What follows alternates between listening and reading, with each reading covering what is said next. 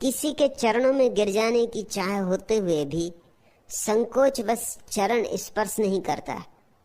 संकोच में सोचता हूं कि लोग क्या कहेंगे। संकोच अहंकार को पुष्टि ही नहीं करता। संकोच अहंकार का ही छुपा हुआ रूप है।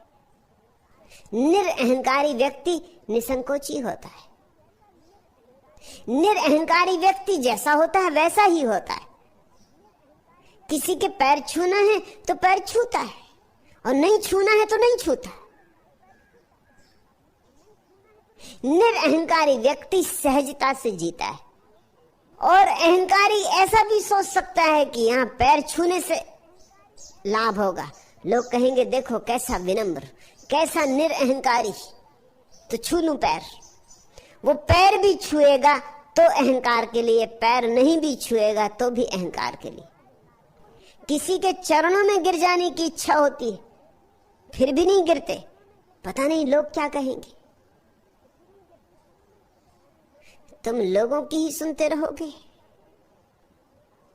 तुम्हारी जिंदगी बस लोग क्या कहेंगे इस हिसाब में ही बीत जानी, फिर तुम्हारी उपलब्धि क्या होगी। तुमने प्रसिद्ध कहानी सुनी ना पुरानी, कि एक बाप और उसका बेटा अपने गधे को बेचने बाजार चले। रास्ते में कुछ लोग मिले, उन्होंने कहा ये देखो बुद्धू, दोनों पैदल चल रहे हैं और गधा साथ में, जरा भी अकल हो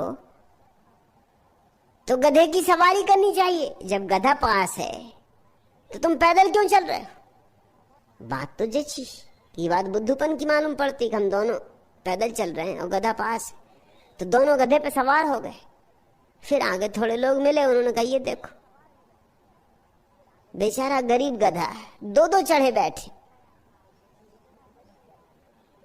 कुछ तो दया भाव होना चाहिए। तो बाप ने कहा ये बात ठीक है। तो बाप उतर गया, बेटे को बिठा रखा। थोड़ी दूर बाद फिर लोग मिले और उन्होंने कहा ये देखो, ये सुपुत्र देखो, बाप तो पैदल चल रहा है, सुपुत्र गधे पे बैठे हुए, ये कलयुग आया। तो बेटा उतर गया, बाप को बिठा दिया।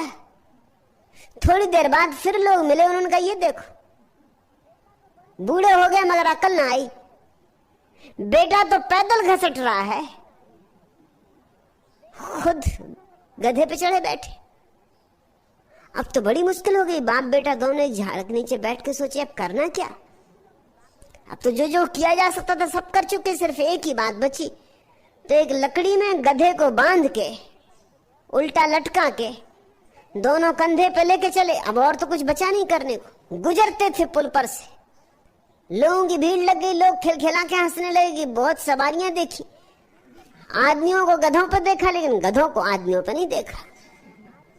लोगों का हंसना और मजाक करना, और गधा वैसी मुसीबत में था, उसने जोर से पैर फड़फड़ाए, गिर पड़ा नदी में। गिरे तो बाप बेटे भी, वो तो तैरना आता था, सो किसी तरह किनारे लग गया, गधे से हाथ गंवाया, गधा तो हाथ से गया, मगर लौट के घर आ गए किसी तरह, जान बची और लाखों पाए। लौट के बुद्धू घर को आए। तुम सोच रहे हो कि ये क्या सोचेंगे, वो सोच रहे हैं कि तुम क्या सोचोगे। एक दूसरे के सोच में मरे जा रहे हो। थोड़ा अपने भीतर से जीना शुरू करो। असली जीवन भीतर से जिया जाता है, बाहर के अनुकरण से नहीं। और अगर बाहर का अनुकरण करोगे तो तुम गंवा दोगे, सब कुछ गंवा दोगे। और बाहर इतने लोग हैं, किस किस का अनुकरण करोगे। कोई कहता ऐसा, कोई कहता वैसा, कोई कहता वैसा। मैं एक घर में मेहमान था, एक छोटे बच्चे से मैंने पूछा कि तू बड़ा होके क्या बनने का इरादा रखता है। उसने कहा कि जहां तक तो मैं पागल हो जाऊंगा। तू पागल हो जाएगा। मैंने बहुत बच्चों से ये पूछा, मगर तेरा जैसा बुद्धिमान बच्चा नहीं मिला। तू बड़े मजे की बात कर रहा, मगर बड़े मतलब की भी, पते की भी। तू पागल हो जाएगा। पागल होना चाहता, उसे होना नहीं चाहता, मगर हो जाऊंगा। क्योंकि मेरी माँ चाहती मैं डॉक्टर बनूं, मेरे बाप चाहते हैं मैं इंजीनियर बनूं, मेरे काका चाहते हैं मैं संगीतज्ञ बनूं, क्योंकि उनको हारमोनियम बजाना आता है। मेरा बड़ा भाई है, वो कहता है कि तू तो क्रिकेट का खिलाड़ी बन, क्योंकि उसको क्रिकेट का नशा है। और अगर सबकी आपसे कहूं तो इतने लोग हैं जितने घर में सब चाहते हैं ये बन वो बन वो बन। मुझसे तो कोई पूछते नहीं कि तुझे क्या बनना है। तो मुझे तो यही लगता है कि मैं पागल हो जाऊंगा अगर ये सब लोग चेष्टा में लगे रहे। कोई इंजीनियर बनाएगा, कोई डॉक्टर बनाएगा, कोई क्रिकेट का खिलाड़ी, कोई हारमोनियम सिखाएगा, कोई तबला बजवाएगा।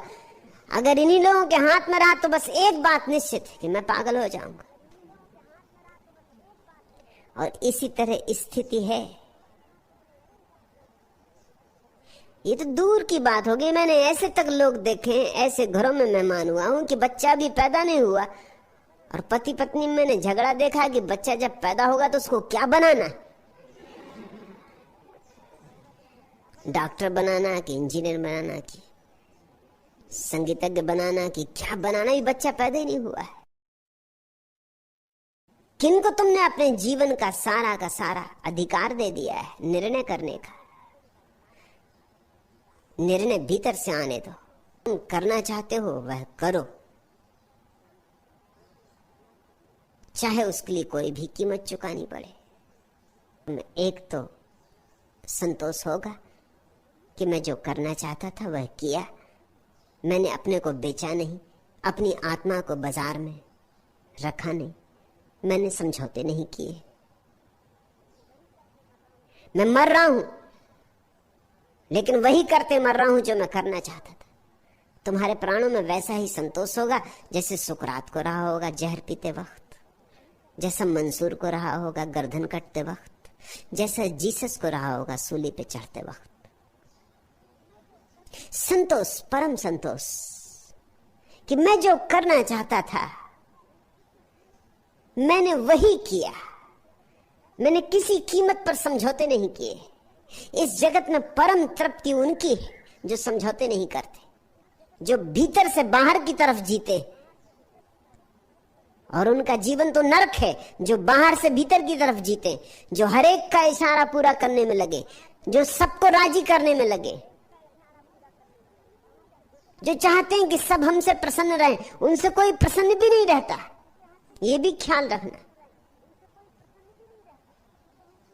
और अपना जीवन वे गंवा बैठते, कूड़ा करकट में गंवा बैठते। नहीं अशोक जी, ऐसी भूल ना करना। जो करना चाहते हो वही करो। और मैं तुमसे ये भी नहीं कहता कि वह सही है या गलत। उसका निर्णय भी तुम्हारी अंतरात्मा को ही करना है। उसका निर्णय भी बाहर से नहीं लेना है। कौन निर्णय करेगा क्या सही है क्या गलत है? बुद्ध ने घर छोड़ा, पिता समझते थे गलत है, पत्नी समझती थी गलत है, परिवार समझता था गलत है, सब समझते थे गलत है। लेकिन आज 2500 साल बाद क्या तुम ये कहोगे कि बुद्ध ने घर छोड़ा तो बुरा किया? नहीं छोड़ते तो मनुष्य जाति वंचित रह जाती, सदा सदा के लिए वंचित रह जाती। एक अमृत की धार बही, मगर जब छोड़ा था तो कोई भी पक्ष में नहीं था, कोई भी। बुद्ध अपना राज्य छोड़कर चले गए थे इसीलिए कि राज्य में जहां भी जाते वहीं लोग समझाने आते। तो सीमा ही छोड़ दी। सीमा छोड़ दी तो पास पड़ोस के राजा महाराजा आने लगे, क्योंकि वो भी उनके पिता के मित्र थे। कोई बचपन में साथ पढ़ा था, किसी की दोस्ती थी, किसी का कोई नाता रिश्ता था, वो समझाने आने लगे। जो आता वही बुद्ध को कहता कि तुम क्या नासमझी कर रहे हो। एक सम्राट ने तो ये भी कहा कि मेरा कोई बेटा नहीं, अगर तू अपने बाप से नाराज है फिक्र छोड़, मेरा राज्य तेरा, चल मेरी बेटी उससे तेरा विवाह किए देता, तू इसको संभाल ले। हो सकता है बाप बेटे की ना बनती हो, कोई फिक्र नहीं, अक्सर बाप बेटों की नहीं बनती।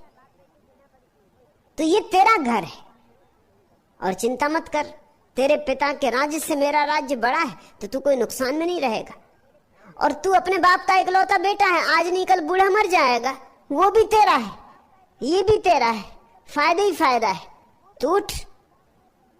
कि तुम भी अगर उस समय होते तो तुम भी बुद्ध को समझाते कि भाई ये तुम क्या कर रहे हो, पिता की सुनो, पिता बूढ़े हैं, उनको दुख मत दो। पत्नी जवान है, उसको पीड़ा मत दो। बेटा अभी अभी पैदा हुआ है, उसको छोड़ के भागे जा रहे हो, ये पलायनवाद है। सब कहा होता, सब कहा था, लेकिन बुद्ध भीतर से जिए, भीतर से जिए, इसलिए महिमा प्रकट हुई, गरिमा प्रकट हुई। सुकरात को समझदार लोगों ने समझाया था कि तू एथेंस छोड़ दे, क्योंकि यहां तू रहेगा तो फांसी लगनी निश्चित है, तू कहीं और चला जा। लेकिन सुकरात ने एथेंस नहीं छोड़ा। उसने कहा जो मुझे कहना है वो एथेंस जैसे ही सुसंस्कृत समाज में कहा जा सकता है, और अगर ये सुसंस्कृत समाज मुझे मारने को तैयार है तो फिर मैं किसी और दूसरे समाज में जाके तो और भी मुश्किल में पड़ जाऊंगा। वो तो और जंगली, वो तो और भी अशिष्ट और असभ्य। फिर मुझे जो कहना है उसको समझने वाले थोड़े से लोग कम से कम यहां हैं। मौत तो आनी है सो आएगी, मगर मैं अपनी बात कह के जाऊंगा। कोई सुन लेगा, समझ लेगा, मैं तृप्त हो जाऊंगा। जीसस ने सूली पर चढ़ने में अड़चन अनुभव नहीं की। जब भी कोई व्यक्ति अपने ढंग से जीता है, अपनी शैली से जीता, अपनी मौत से जीता है, तो मौत दो कौड़ी की होती। वो जानता है कि उसने जिया है, इस ढंग से जिया है, इतनी परिपूर्णता से जिया है कि इस परिपूर्ण जीवन का कोई अंत नहीं हो सकता। मौत आएगी और चली जाएगी, मैं रहूंगा। लोग क्या कहेंगे? लोग हैं कौन? लोग यानी कौन? इनका मूल्य क्या है? इनकी खुद की आत्मवत्ता क्या है? हजार मूढ़ ताली पीट के तुम्हारा स्वागत करें, तुम इसके लिए राजी होगे कि एक बुद्ध पुरुष तुम्हारे सिर पर हाथ रख के आशीर्वाद दे? तुम इसे चुनोगे? क्या करोगे? संख्या गिनोगे हजार मूढ़ों की? अगर संख्या से जियोगे तो चूकोगे, बुरी तरह चूकोगे। जानने वाले एक आदमी की आंख का इशारा भी बहुत है। न जानने वाले लोगों के फूलों के हार भी किसी काम के नहीं। और जरा संभल के चलना, क्योंकि जो फूलों के हार पहना रहे हैं उन्हें कुछ पता नहीं। एक धुन है, आज फूलों के हार पहना रहे हैं, कल वही जूतों के हार लेके आ जाएंगे, वही के वही लोग। उनके बदलने में देर नहीं लगती, वे हैं ही नहीं। उनकी कोई आत्मा है, उनकी कोई स्थिरता है। आज सम्मान देते हैं, कल गाली देने लगते हैं, फिर सम्मान देने लगते हैं। उनकी बातों का कोई भी मूल्य नहीं है। अगर देखना ही हो किसी की गवाही, तो किसी जागे पुरुष की गवाही मांगना, किसी सदगुरु की गवाही मांगना। उससे पूछना कि क्या कहते आप, उससे लेना अगर स्वीकृति लेनी हो। लेकिन भीड़भाड़ से बाजार में लोगों से पूछते फिर रहे हो और उनकी आंखों में देख के चल रहे हो। उनको खुद अपना पता नहीं है। लोग क्या कहेंगे? लोगों की प्रशंसा, लोग ध्यान दें, लोग सम्मान करें। और लोग मुफ्त सम्मान नहीं करते, मुफ्त करें भी क्यों? आखिर सम्मान करते हैं तो बदले में कुछ चाहते हैं। तो एक समझौता है समाज का। समाज कहता तुम हमारी मान के चलो, हम तुम्हें सम्मान देंगे। अब की दफा इतना ही, अगली दफा फिर मिलते हैं नेक्स्ट वीडियो के साथ। धन्यवाद, शुक्रिया। हरिओम हरिओम हरिओम।